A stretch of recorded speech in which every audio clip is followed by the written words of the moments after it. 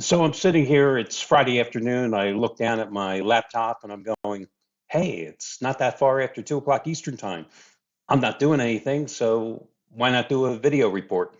And that's why there's a Friday video report. And I'm Al DeMarco, general manager at DeMarcoSports.com. And I've got a couple of complimentary plays in the NBA, actually one in the NBA and one in college basketball. But more importantly, I'm pissed off. And you should be pissed off too.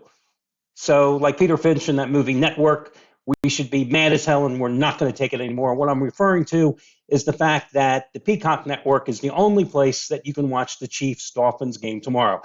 Now, listen, I know that the Browns and the Texans are playing tomorrow, but do you really care about that game? No, because I want to watch the Chiefs and Dolphins tomorrow, and I'll be damned if I'm going to give Peacock any of my money because I already gave YouTube TV my $279 back in August to get the Sunday NFL ticket, and you want me to pay more to watch the Chiefs and Dolphins?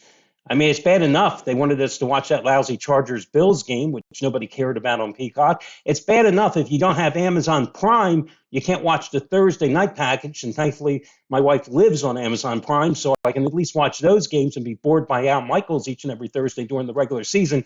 And I understand why Peacock is doing it because the NFL is king. It's the greatest way for them to get subscriptions. But have you ever watched Peacock? There's nothing on Peacock. I mean, do you want to watch reruns of Parks and Recreation, of Chicago 999, or whatever the effing title of that show is, and numerous reruns of Saturday Night Live? No. The only good thing on Peacock that I ever came across was Bupkis, the show with Pete Davidson, which I recommend highly. But listen, after you watch all 8 episodes, there's nothing else to watch on Peacock. So that's why we should all be mad as hell, especially tomorrow when they're playing like in a raging blizzard, the Chiefs and the Dolphins, and we're not going to be able to watch it. So, okay, I've gotten that off my chest. And really, you should all get YouTube channels. You should all do video reports because then you'll feel much better when you get that angst out of you. Who woke up on the wrong side of bed this morning? I'm obviously feeling better now. It's all those antibiotics they're pumping into me. Okay, let's talk about tonight. Listen, guys, I've been on one hell of a run in basketball. In fact, today I'm going for basketball winner number 22 out of 32 over the past 7 weeks, and it's in the NBA. It's another top-rated 15-dime best bet, number 13 out of 16 in that span, and it's an undervalued NBA favorite. I don't know what the odds makers are thinking. And listen, any given night, they may be right. 50-50 betting proposition. But I think this undervalued favorite wins easily by double digits. It's the half price play of the day. And let's see. Let's come up with a unique coupon code. Let's go with the word HALF, HALF. And you can get it over on DeMarcoSports.com if you are so inclined. But again, it has been a great run, and what better way to build the bankroll for the weekend? Last night, my best bet happened to be James Madison. My God, a team that I have used repeatedly this season, either via free picks or as a best bet situation. Those are the situations you have to look in college basketball. James Madison was coming off its first loss on the road, a game at Southern Mississippi. And it was 3 days, last Saturday, after they had a very hard-fought physical game, which they snapped Louisiana Lafayette's 19-game home winning streak. They won that game by rallying late, and then they had a letdown, right? When they went to Southern Mississippi, and they played absolutely their worst game. So they came back home last night. They were a 12.5-point favorite, and I think a lot of people would shy away from playing that big of a favorite. But if you'd watched James Madison all season long, you knew that game against Southern Mississippi was an anomaly. And last night they came down and they kicked ass, winning by 34 over South Alabama, and that happened to be my best bet. So I think you have another similar situation tonight in college basketball. Matter of fact, 2 of them, and I'm going to talk about those games. The first one is that you have Nebraska finding itself on the road as a 4.5-point underdog at Iowa. And at first glance, you're saying, my God, Nebraska just upset the nation's number 1 team at home, Purdue, as a 7.5-point underdog on Tuesday night. Well, I'm sorry. That to me is screaming letdown. This is a prime opportunity to go against Nebraska. And I think that's the only way you play that game. And the other reason you do it is that Iowa, a team that sucks on the road, to be honest with you, at home is a different animal. 7-1 on the season. I think the only loss was against Michigan. A team at home is averaging almost 97 points a game. They're a double revenge because they got swept in the season series a year ago. But at Carver Hawkeye Arena, this Iowa team has just been pretty damn good. 50 out of 59 wins straight up over the past 3 seasons. And a team that in this series has won 16 of the last 20 meetings at home as well. I just think it's a great spot here to go against Nebraska. And listen, in that Nebraska-Purdue game the other night, this is a team, Nebraska, that was unconscious from three-point land, a season-high 14 three-pointers.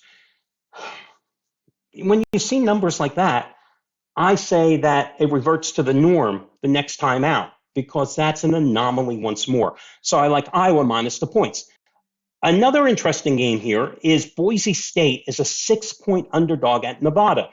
Now, you have Boise State that just knocked off then number 17 Colorado State 65-58 Tuesday at home as a 2-point underdog.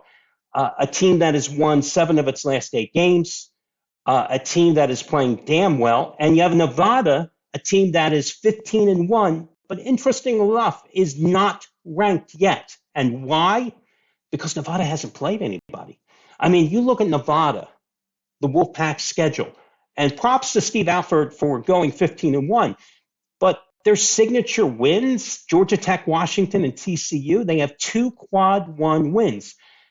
They played Drake and they got hammered by 19 points.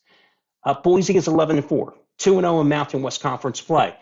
But this is a team that, again, has won 8 out of 9 since losing to St. Mary's back on December 1st. And their only loss in that stretch came against Washington State on a neutral court. Their other losses this season, because they played a grueling non-conference schedule, Clemson, Virginia Tech, and Butler. Nothing to be ashamed of there. You look at the non-conference strength of schedule, a metric that I use over at kenpom.com. And Boise State's non-conference strength of schedule rating is 36. What is Nevada's? 198. A lot of cupcakes on Nevada's schedule getting that 15-1 mark.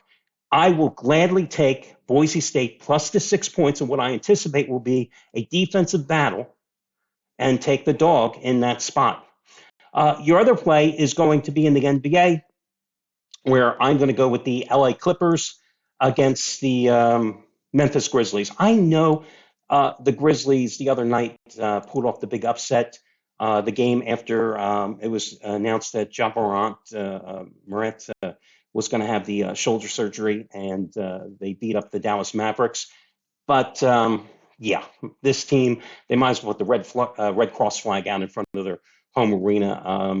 I just don't see them getting it done tonight against an LA Clippers team that, listen, has just played so damn impressive ever since James Harden got into shape. I know it's an 8.5-point line here tonight, but I've got to go with the Clippers in this spot. A Clippers team that had won, I think, 15 of 17 or 16 of 18 games before losing a couple of nights ago. And, they're just playing so damn well here. So I would lay the points. Now, in terms of ranking the games here, I like Iowa number 1. I would take Boise State number 2, and I would take the Clippers as my third choice tonight. So that'll do it, guys. Listen, I'll be back on Saturday with, I guess, a combination of NFL and definitely college basketball, and we'll talk to you then. And hopefully I'll get over my angst about not being able to watch the Chiefs and Dolphins. Good luck, everybody, and talk to you again tomorrow.